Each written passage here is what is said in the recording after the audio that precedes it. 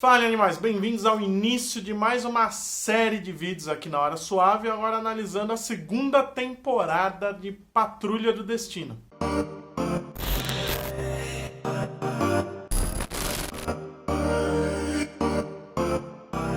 Bom, diferente do normal, a gente vai falar de 3 episódios de uma vez, porque foi assim que foi lançada essa segunda temporada. Depois vai regularizar com um episódio por semana. O primeiro deles é Fun Size Patrol, que começa com um flashback mostrando quando o chefe encontrou a filha dele, a Dorothy Spinner. Embora visualmente idêntica à versão dos quadrinhos, a Dorothy da série tem várias diferenças, a começar pelo fato de nos quadrinhos ela não ser filha do chefe. Ela é uma personagem que cruzou o caminho da patrulha em 1988, acidentalmente, e depois foi recrutada para a equipe. Os poderes dela, no entanto, são idênticos nas duas versões. Ela tem vários amigos imaginários que ela pode dar vida a eles. Só que ela não tem controle sobre isso. Os amigos imaginários aparecem e às vezes não são tão amigáveis, como é o caso do Candelabro, que ele é muito poderoso, normalmente se manifesta para ela pedindo para ela fazer um desejo e assoprar uma vela, como acontece no primeiro episódio. Aí no segundo a gente tem o primeiro vislumbre do visual dele. Como o chefe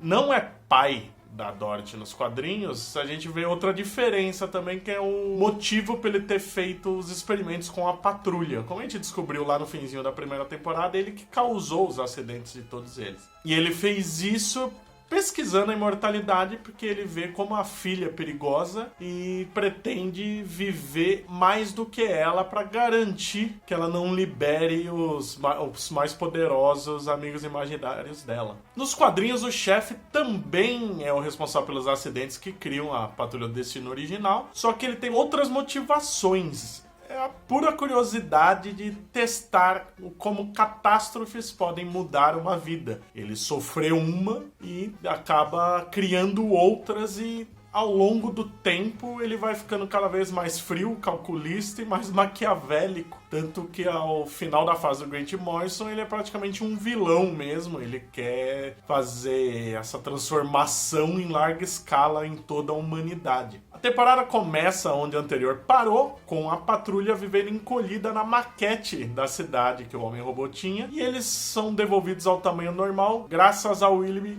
Kipling, o mago que a gente viu já na temporada anterior. Diga-se de passagem, é um mago inglês bêbado, fumante e arrogante, que lembra muito John Constantine por um grande motivo. Ele era para ter sido Constantine nos quadrinhos, o Grant Morrison, escritor da época, não pôde usar, se barrou o uso do Constantine, e ele simplesmente criou um genérico. O preço para patrulha voltar ao tamanho normal é a imortalidade do chefe. Vale lembrar que nos quadrinhos o chefe não era imortal. Ele até tem um soro que aumenta a longevidade das pessoas, mas não era esse o objetivo dele. Patrulha, inclusive, continua cuidando de Danny, o tijolo, que antes era Danny, a rua, né? Ele foi transformado num tijolo. E isso é uma coisa que acontece nos quadrinhos. O Danny evolui e evolui com grande frequência. Ele já foi um tijolo, já foi um mundo inteiro, foi a base da patrulha. O segundo episódio é Time Patrol, que mostra o Cyborg separando da equipe. Ele volta para Detroit, mas não para agir como super-herói. Ele começa a frequentar um grupo de apoio para quem sofreu traumas, quem perdeu membros, que é o caso dele. E lá ele começa a se relacionar com uma moça chamada Roni Evers, que é uma versão feminina de um personagem lá de 1982, da revista dos Titãs, onde o Cyborg surgiu, que era o Ron Evers, que era o melhor amigo de infância do Vic Stone. Ele acaba virando criminoso, se volta contra o governo, então ele faz protestos contra os laboratórios Star, tenta explodir os laboratórios Star, e no fim das contas ele mesmo acaba precisando ser reconstruído pelos Stars e vira uma versão vilanesca do Cyborg. O vilão do episódio é o Dr. Time, o Dr. Time, ou Doutor Tempo, né, que a curiosidade é o modo como se escreve, né, o time dele é com Y, quando está traduzido por tempo tem um TH. Ele é um vilão clássico da Patrulha que enfrentou a equipe uma vez só em 1964, só foi voltar a aparecer nos anos 2000. Ele é aquele vilão bem ridículo que a série conseguiu tornar o visual ainda mais ridículo. Funcionou muito bem por causa disso, né? Ele já deixa de ser só um vilão, ele fica com um visual roller disco, não tem como não fazer a gente dar risada, e ele é bem mais poderoso que nos quadrinhos, porque aqui ele viaja no tempo. Nos quadrinhos ele só tem o raio do tempo que ele usa no Homem-Robô na série, e ele é chamado de Percival Sutter, sendo que na série ele é Jonathan Time.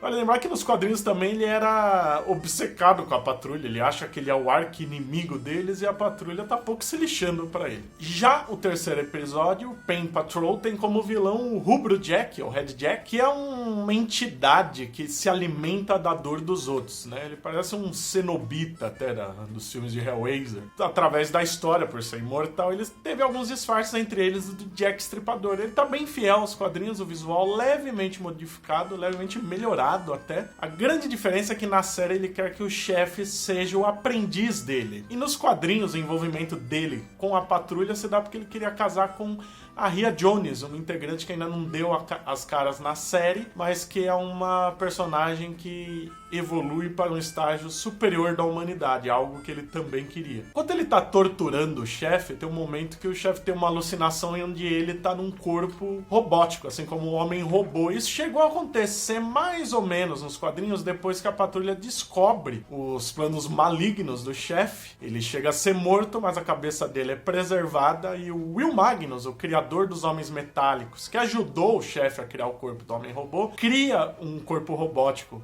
pro chefe, só com uma aparência mais humana, só que o chefe aí já tá começando a ser tomado pelo arrependimento do que ele fez, ele arranca a própria cabeça do corpo robótico. Falando em Homem-Robô, nesse episódio ele enfim faz um contato mais definitivo com a filha dele, e isso é uma coisa que tá vindo desde a primeira temporada, mas que é bem diferente dos quadrinhos, porque nas HQs o Homem-Robô não tinha nem esposa, nem filha, o máximo que a gente vê dele é um irmão, que pouco é usado.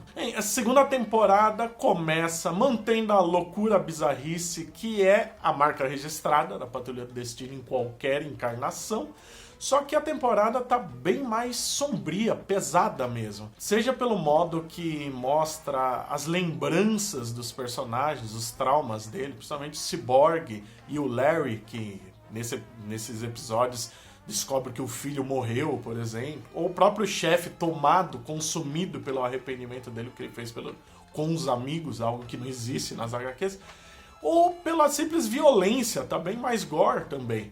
Então ela tá mais pesada em todos os sentidos.